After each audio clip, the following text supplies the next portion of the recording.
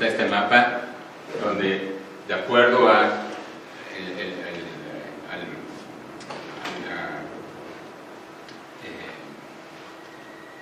la comunidad internacional, las fronteras reconocidas sobre las que entenderíamos a Israel es lo que vemos en amarillo, que son las fronteras previas a la guerra del 67. Bueno, amarillo claro, esto sería Israel. Lo que vemos en naranja es la Franja de Gaza y Cisjordania, o Judea y Samaria. Jerusalén, la parte oriental, es también parte del territorio ocupado en el 67, y el Golán, que pertenecía a Siria antes de la guerra del 67, bueno, también es territorio ocupado, pero Israel, como sabemos, a principios de los años 80, anexa, ¿no?, tanto el Golán como la parte oriental de Jerusalén a su territorio. Una anexión que hasta hace poco no ha sido reconocida por prácticamente ningún otro país.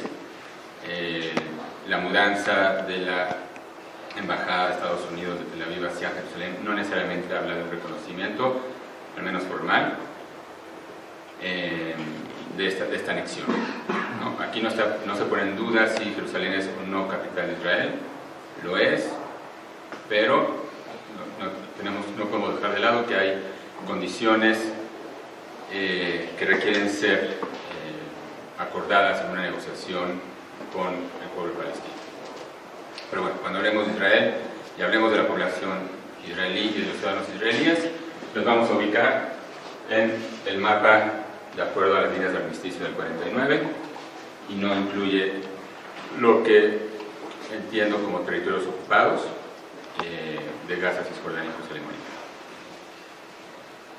Bueno, hablemos un poco de superficies simplemente para aterrizar y entender, bueno, no entender porque entendemos, pero para poder reflejar en nuestra geografía de qué hablamos cuando hablamos de Israel. Pues finalmente es lo que les decía, esta zona amarilla son 20.770 kilómetros, Cisjordania son 5.860, Gaza 360 kilómetros, el total de toda esta superficie de Israel y Palestina son poco menos de 27.000 kilómetros.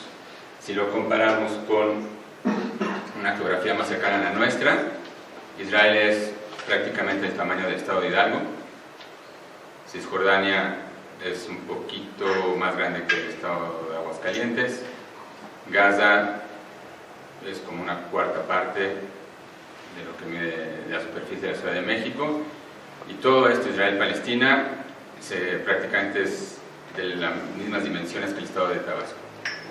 Como dice la canción, el Edén, Tabasco, y como no estamos haciendo política mexicana, no vamos a hablar de dónde vienen los, pero ese ya es tema para otra historia, ¿no?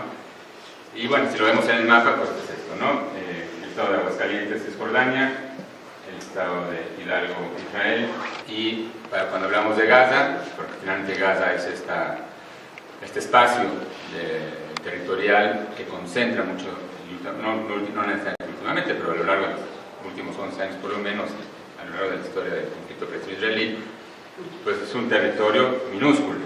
Insisto, cuando hablamos de Israel, son cifras que publica más o menos cada 6 meses el gobierno de Israel. Estamos hablando que para abril, cuando cumplió los 70 años, había poco más de 8.800.000 personas viviendo en Israel, judíos 6.600.000, abajo del 75%, árabes palestinos ciudadanos de Israel 1.850.000, y no judíos no árabes 400.000 personas. Esto sin incluir a una serie de extranjeros que viven en Israel que no son ciudadanos del Estado, ¿no? Muchos trabajadores, o prácticamente todos trabajadores extranjeros, y dentro de los 200.000 extranjeros estamos hablando de unos 38.000 refugiados africanos. Entonces, bueno, esto simplemente para ir aterrizando cuando hablamos de los israelíes, pues ¿quiénes son los israelíes? Los ciudadanos, en su mayoría judíos, y una gran minoría de árabes palestinos ciudadanos de Israel. En Gaza y Cisjordania, y viene al caso porque al final de cuentas son ciudadanos son habitantes de territorios controlados por Israel. En Cisjordania estamos hablando hacia el 2017, de acuerdo a cifras de la Autoridad Nacional Palestina, de 2.750.000 personas. En Gaza, prácticamente 2 millones. En total estamos hablando de 4.700.000 habitantes, sin considerar a la población palestina de Jerusalén Oriental, que son alrededor de 265.000 personas, que son residentes de Israel sin derechos políticos como el resto de los palestinos ciudadanos de Israel. La Autoridad Nacional Palestina gobierna en Cisjordania y Hamas en Gaza. Todo esto bajo control de la ocupación israelí. Y si hacemos este pequeño ejercicio, porque cuando hablamos de democracia tenemos que hablar de los ciudadanos, no hay democracia sin ciudadanos. Entonces hagamos este pequeño ejercicio y nos adentramos con esto a qué quiere decir una democracia en Israel. Judíos y árabes en Israel, Palestina, en todo el territorio. Judíos en Israel estamos hablando de 6 millones. En Palestina, es decir, colonos judíos en los territorios ocupados de Cisjordania y Jerusalén Oriental, 600.000. En total estamos hablando de 6.589.000.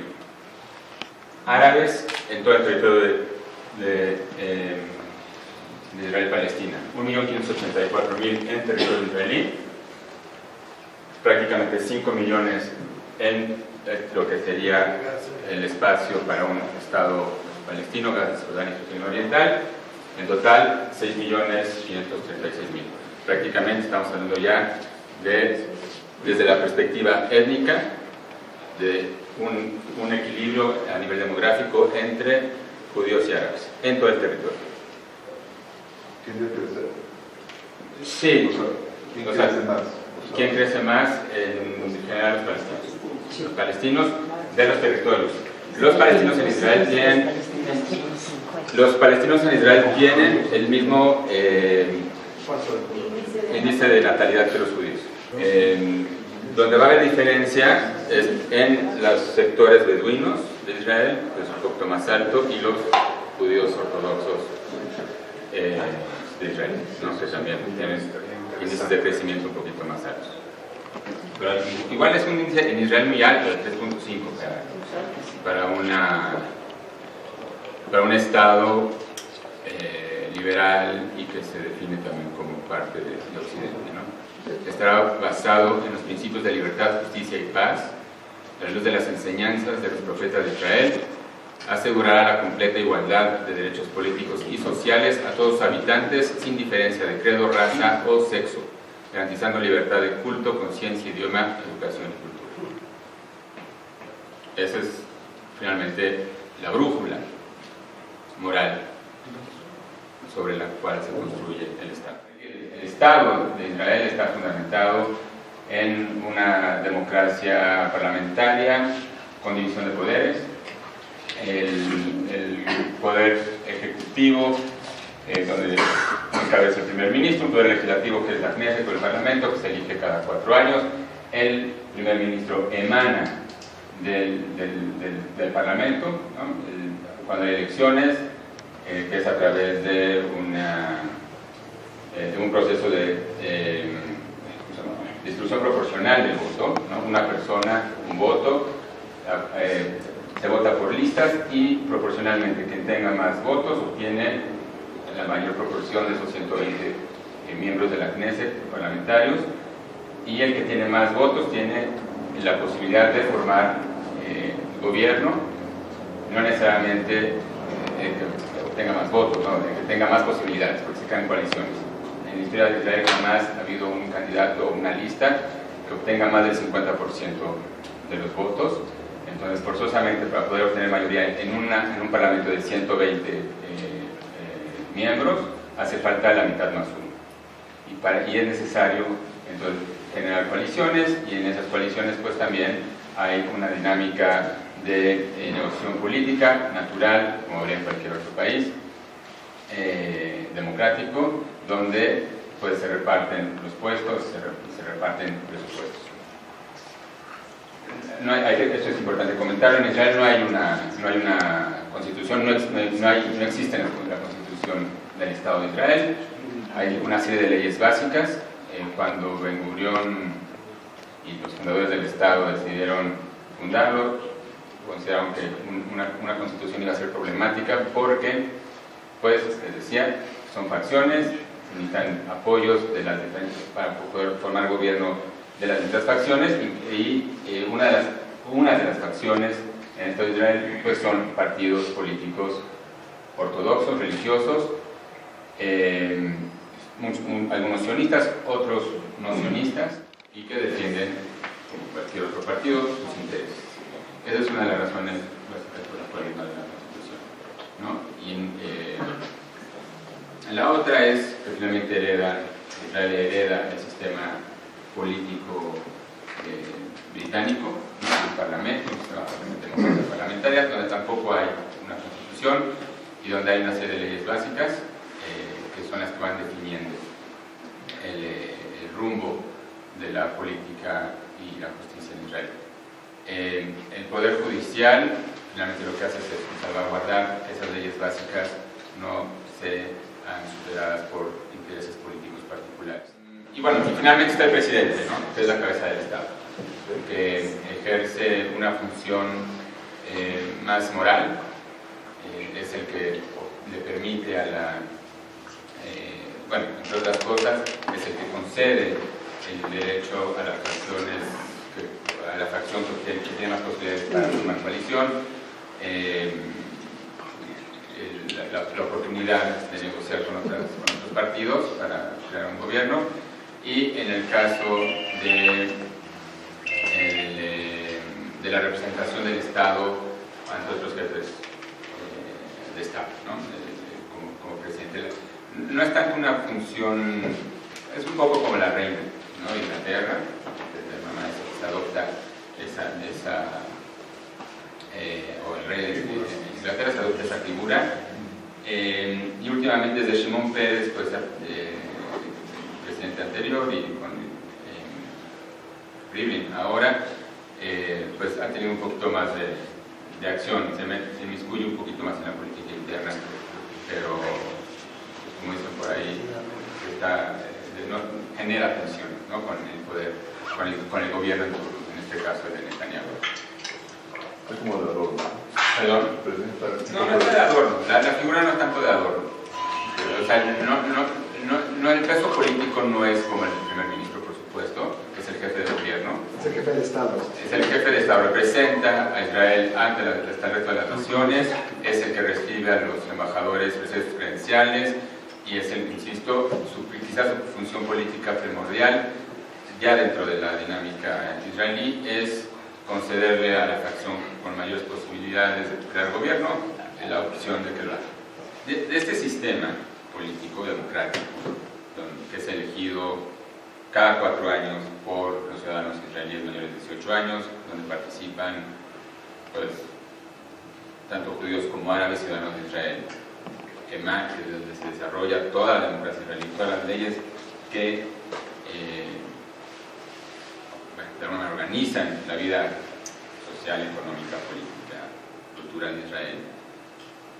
Y aquí viene el asunto del sui generis, sistema democrático israelí, es que también de ahí emanan las leyes que regulan, rigen a la población palestina en Gaza y Cisjordania.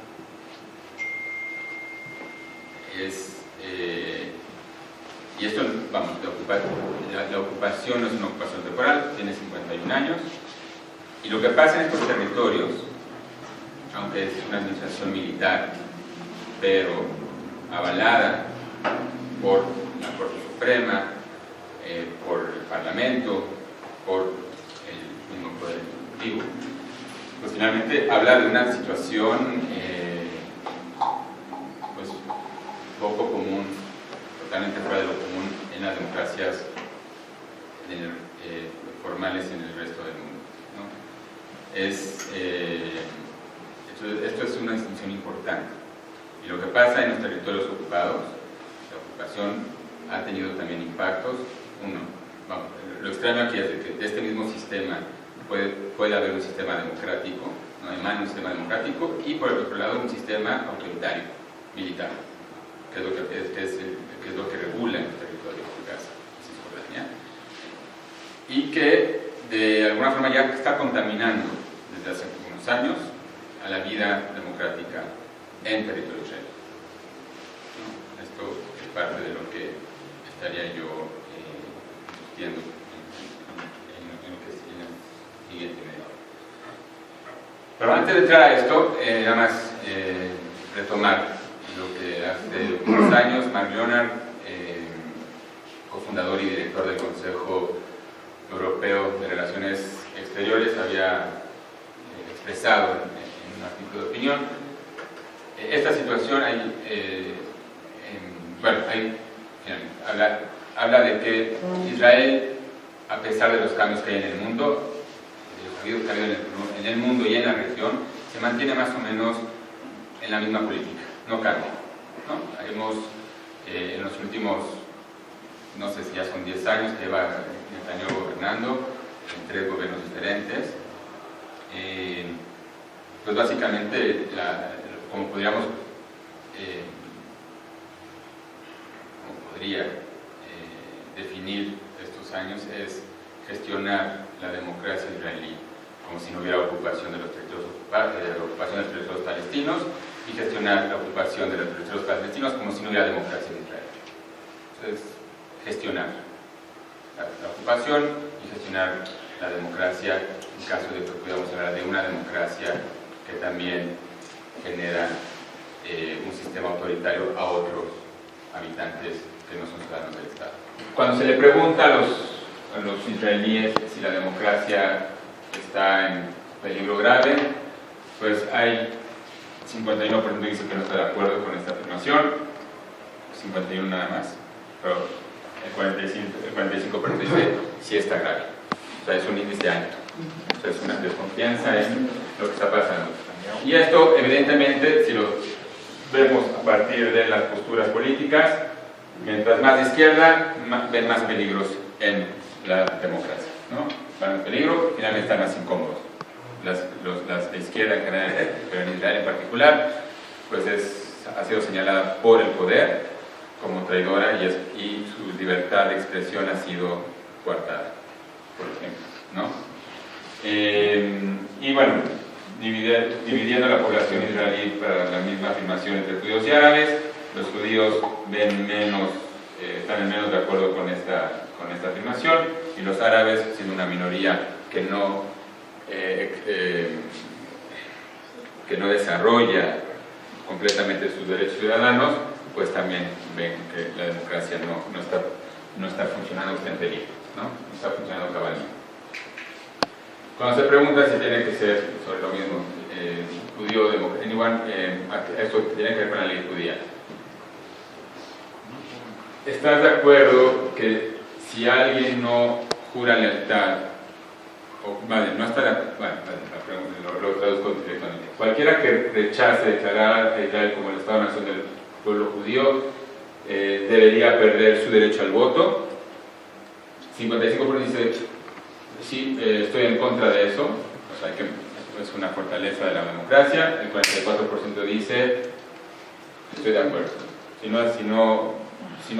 no piensas en esto, no crees en esto, pues no tienes derecho a votar. Mientras más religioso, más de acuerdo en que no declare, que no reconozca esto, pierda su derecho al voto. Mientras más de derecha, de acuerdo a esto, ¿no? Entonces, finalmente, hoy en día, en los últimos varios años, quien ha ostentado el poder en Israel, pues finalmente son partidos de derecha, nacionalistas y religiosos. Entonces, si esto tiene alguna validez, lo que nos está señalando y nos está indicando es que la democracia israelí se está erosionando desde sus propios fundamentos, ¿no? Desde adentro. Y esto, evidentemente, bueno, tiene otro tipo de impactos, ¿no? Por un lado, la democracia, hay otros elementos, ¿no? Por un lado, la fragmentación y la volatilidad del sistema de partidos. No es un sistema sumamente fragmentado, volátil, porque para cada elección surgen partidos nuevos que de alguna manera irrumpen en el electorado y obtienen ciertas fortalezas que no logran mantener hacia la siguiente elección, ¿no? Es algo que pasa cotidianamente y que habla también de este desencanto por los partidos tradicionales, ¿no? ¿No hay límites de reelección? Como sistema parlamentario no. Aquí no. Mientras el que encabeza el partido que obtiene mayor posibilidad de formar gobierno siga haciendo el mismo, puede mantenerse. Sheldon Adelson, este magnate judío estadounidense que patrocina y canaliza un montón de recursos al gobierno de Netanyahu, incidiendo en la vida pública israelí con el periódico Israel Hayom, que es un periódico gratuito, que es el que más se lee hoy en día, y con ese Bibitón, ¿no? Creo que así le dicen en Israel, ¿no? Es el periódico de Bibi, ¿no? Entonces, lo que finalmente se está también, o sea, aunque hay una prensa libre, es una prensa gratuita y tiene incidencia en la vida política y pública israelí. Y por supuesto, las brechas sociales. Israel hoy en día vive momentos de una economía estable, con bajos niveles de desempleo, quizás el más bajo en toda su historia, pero la brecha social es muy amplia. Dentro de los países de la OCDE, a la que pertenece Israel, es el primero o el segundo país donde, aunque hay un ingreso per cápita alto, la brecha entre ricos y pobres es enorme. Entonces hay más pobres y menos ricos. Aunque el salario mínimo sea muy alto, finalmente comprar una cajetilla de cigarros son 200 pesos, ¿no? Más o menos. O comprar un Corolla son 750,000 pesos, comparando, que finalmente son brechas muy altas. No hablemos de las rentas, que es algo, o comprar una casa habitación, ¿no? Finalmente eso tiene impactos. Y, finalmente el 20% de la población de Israel vive abajo de la línea de pobreza, de acuerdo a los estándares israelíes, que es alto para un país de la OCDE. No comparemos con México. Hablemos de nacionalismo exacerbado, ¿no? Que es el otro punto. Ya me queda este y otro. Es un nacionalismo exacerbado que, al final de cuentas, lo que ha hecho es erosionar, ¿no? Los valores democráticos del Estado y los derechos humanos. Por lo que pasa cada año en Yom Yerushalayim, donde grupos de judíos nacionalistas entran a la ciudad vieja y entran a las zonas árabes con banderas a gritar y a cantar muerte a los árabes, por ejemplo. ¿Qué sucede? ¿No? Sí, sucede. O este señor Hassan, creo que es el parlamentario de Likud, que se sube a un camión a decirle a los árabes que se sienten atrás, por ser árabes, ¿no? No hablemos tampoco de la coerción de muchas mujeres que no pueden divorciarse, porque la ley religiosa, que es la que regula la vida civil en Israel, no se los permite, porque se tienen que sentar atrás. Entonces, esto en una democracia sería inconcebible, ¿no? Se atenta contra las libertades civiles y políticas, se degrada la calidad de la ciudadanía. Cuando se habla de murieron 7 palestinos el día de hoy en Gaza y escuchamos, y leemos comentarios que van tan poquitos, deberían ser millones. Existe eso. Ojo, estoy hablando de las condiciones que están minando la democracia israelí. No quiere decir que... pero están estas amenazas. Sí. Están estas amenazas que lamentablemente obtienen cada vez más espacio. Y finalmente el otro punto es ocupación, ¿no? Decía que es un sistema democrático donde emanan dos formas de regular la vida de los habitantes. Por un lado, uno de democracia, que todavía es una democracia plena hasta cierto punto, ¿no? Con sus amenazas, como todas las democracias en el mundo, ojo, no es que, como lo comenté en un principio. Y dos, un sistema militar que regula la vida de forma autoritaria de 4,5 millones de personas, que no son ciudadanos de nada, que residen ahí, que habitan esas tierras. De estas dos formas de gobierno, pues lo que vemos es que por un lado se cometen desde la perspectiva de la ley internacional crímenes de lesa humanidad, contra población. El simple hecho de que se construyan estas colonias, estos asentamientos en Gaza, en Cisjordania y Jerusalén Oriental, contraviene la Convención de Ginebra, que regula la ocupación de territorios por guerra desde el 49. La transferencia de población civil a territorio ocupado o la expulsión, los desplazamientos forzados, como sucede hoy en día en la zona del Valle del Jordán, contraviene la ley internacional. ¿No? Si Israel estuviera en la Corte Penal Internacional, estarían siendo juzgados, por ejemplo, los responsables de estos crímenes, de acuerdo a la ley internacional. ¿Qué pasa con los colonos judíos? Y esto es importante, porque tiene que ver en cómo no es algo nuevo, es algo que se ha venido construyendo desde hace 51 años ya. Hablamos, este es el crecimiento de la población judía en territorios ocupados. No, nos vamos a concentrar en Cisjordania nada más. Para el año 93, cuando se firman los acuerdos de Oslo, que no son acuerdos de paz, sino marcos para negociar la paz, es un marco para negociar la paz entre Israel y Palestina, habían hasta ese momento 111.000 judíos viviendo en Cisjordania. No estoy considerando Jerusalén Oriental, no estoy considerando Gaza, es en Cisjordania. Para el 2000, cuando estalla la segunda intifada, que ya es el fracaso de las negociaciones, aumentó 80% de la población judía en los territorios que estaban negociando, sobre los que estaban negociando la idea de que los palestinos iban a construir su estado independiente al lado de Israel. Cuando sale Barak y dice no hay con quién negociar y no hay socio para la paz, si leemos la prensa palestina y si leemos a los columnistas palestinos, vamos a encontrar la misma frase: no hay un socio confiable porque estamos negociando y siguen construyendo en lo que va a ser nuestro futuro estado. Del 2000 al 2005, 2005 es cuando se da la desconexión de Gaza. Para ese entonces ya había aumentado otro 25% de la población. Hoy en día estamos hablando solamente en Cisjordania de 400.000 judíos que viven en Israel. Pero bueno, el asunto es esto, que haya esta cantidad de judíos viviendo ahí. Va minando también los fundamentos democráticos. Porque por un lado, esos judíos que viven en territorio ocupado son regulados por la ley israelí, civil israelí, no por la militar israelí.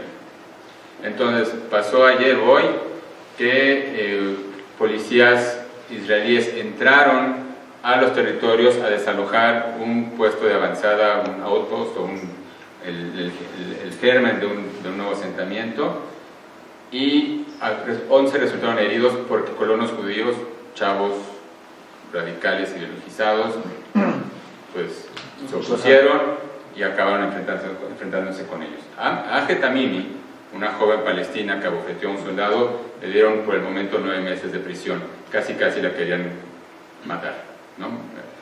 Por eso. Y a estos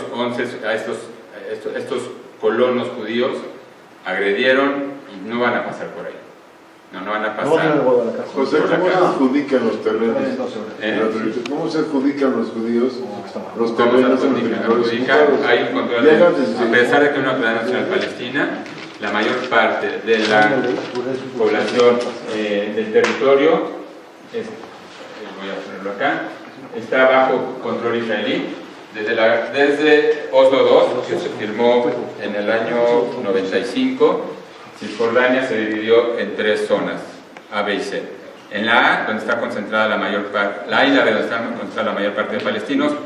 En el caso de la A, el control de seguridad está a cargo de la Autoridad Nacional Palestina. En el caso de las zonas B, que serían en este caso, bueno, lo que se ve por aquí, estaría bajo control de seguridad mixto entre israelíes y entre fuerzas de seguridad israelí y palestina. Y la zona C, que es todo lo que vemos en blanco, que es la mayor parte del territorio de Cisjordania, el control de seguridad es totalmente israelí. Entonces pueden haber tierras que son privadas, palestinas, pero si desde el punto de vista de seguridad israelí se considera que se tiene que hacer ahí un campo de entrenamiento, pues simplemente se lo adjudican. Si hay cualquiera de estos asentamientos, sí, se lo adjudica. O sea, finalmente aquí es una imposición de poder, ¿no? De poder militar. Si uno de estos asentamientos decide que pues quiere construir ahí pues, ampliar su zona de residencia, pues lo va a hacer, ¿no? Porque al final de cuentas el ejército les va a dar el chance para hacerlo. Y si hay algún tipo de queja, ¿no? Por parte del palestino que es propietario de esa tierra, pues la Suprema Corte de Justicia pues le va a dar largas, o la Corte Militar le va a dar largas hasta que, pues no sé, hasta lo que tenga que pasar. Porque como en cualquier conflicto están el extremo de árabe y el extremo judío, y esos nunca van a empalmar. Y esos creo que son los que van a impedir siempre que los que están más al centro lleguen a un acuerdo. Okay. Pero finalmente, tú decías de los comentarios en las redes sociales, no creo que sea un buen parámetro, porque así podemos encontrar como si los hubieran hecho a todos los judíos jabón, Hitler no acabó la tarea, y eso, el que encontramos esos comentarios también en las redes sociales no significa que todo el mundo es antisemita. No, de acuerdo. Y están en las redes sociales. Pero es un termómetro de lo que la gente piensa, y las redes sociales finalmente te permiten, ya sea por el anonimato o por la lejanía, de que no te confrontas con la persona a la que te estás diciendo, la posibilidad de decir cualquier barbaridad. Sí, el punto con el que esa barbaridad sí es algo que se piensa. Estoy de acuerdo con eso. Nada más el punto con el que quiero acabar es este. Hoy que tenemos a un Netanyahu tan fuerte que la sociedad israelí lo ha reelegido tantas veces, es porque es una sociedad decepcionada, que prefiere ya más la seguridad que la paz. Y eso se vale. Solamente lo quiero poner como un punto válido. Preferir mi seguridad a tener paz contigo también es una postura válida. De acuerdo, si nos concentramos en que si reducimos el concepto de seguridad a una cuestión meramente militar, pues está bien, pero la seguridad es mucho más que eso. Cuando hablamos, o sea, creo que también desde la misma práctica de relaciones internacionales de la ciencia política, el concepto de seguridad se ha ampliado, ¿no? Desde cuestiones ambientales, económicas, sociales. Cuando una sociedad no es económicamente segura, lo que vas a encontrar son estos espacios donde se va a radicalizar, donde las expresiones extremistas van a obtener posibilidades de desarrollarse, ¿no? Jamás, no salió de la nada, jamás, cuando surge en los finales de los años 80, aprovecha el vacío que hay de poder en Gaza, básicamente, y ofrece los servicios que el Estado, en este caso de Israel, o la OLP como representante de los palestinos, no le estaba ofreciendo ni educación, ni trabajo, ni salud. Entonces, son momentos que estos grupos radicales aprovechan para poder hacer crecer su base social. Entonces, si hablemos de seguridad ampliamente, hablemos de seguridad como lo manifestó David Grossman en la conmemoración del Día del Recuerdo Binacional de israelíes y palestinos. La seguridad tiene que, o sea, para que Israel pueda ser libre, el pueblo palestino tiene que ser libre. Mientras uno no sea libre, el otro no puede ser libre. No hay forma, porque es una tierra que comparten. ¿Y quién va a probar? ¿Y quién quiere hacer la prueba y el intento? Si yo sé que eres un asesino y que muchas veces has intentado destruir, ¿cómo voy a dejarte que tengas un cuchillo en las manos? La pregunta es, si todos los 2 millones de habitantes de Gaza o los 2,5 millones en Cisjordania son todos asesinos. Yo lo que veo es que toda la opción de diplomacia y de reconocimiento del camino de negociación no ha sido aprovechado al 100%. Nuevamente, entiendo lo que dice, sí, no tiene por qué un habitante de Israel sentirse inseguro porque va a pasar quién sabe quién con un cuchillo, pero desde mi punto de vista nadie ha hablado nunca de la seguridad palestina. Los palestinos se sienten seguros, los palestinos de Cisjordania y de Gaza se sienten seguros cuando todos los días les están robando su tierra, cuando se construye un muro de seguridad que ya les robó el 8% del territorio de su futuro Estado. ¿Se sienten seguros? Desde la perspectiva humanista con la que se construyó el Estado de Israel, con la que se fundó, ¿Hay seguridad para los 13 millones de habitantes que viven ahí? La salida militar no es una salida. La salida militar es gestionar una ocupación. Y no puedes gestionar una ocupación queriendo ser democrático, porque estás violando los derechos humanos y quitándole la posibilidad de expresar sus libertades civiles y políticas a millones de personas. Y eso también hay que ponerlo sobre la mesa. Y también hay que romper con ese silencio. Si suceden estas barbaridades de exclusión y de racismo que podríamos entender en Alemania del año 33, pues hay que hablarlas, hay que ponerlas sobre la mesa y sí, sentirse avergonzados, porque es para avergonzarse, y denunciarlas. ¿Y por qué lo tolera el gobierno? Digo, si esa es una medida para tener mayor seguridad y para que la gente se sienta mejor. Es una buena pregunta. En general, ¿por qué lo permite? Es una buena pregunta, no sé. Es que hay que preguntarle a Netanyahu y a la coalición en el gobierno. Estoy de acuerdo con usted.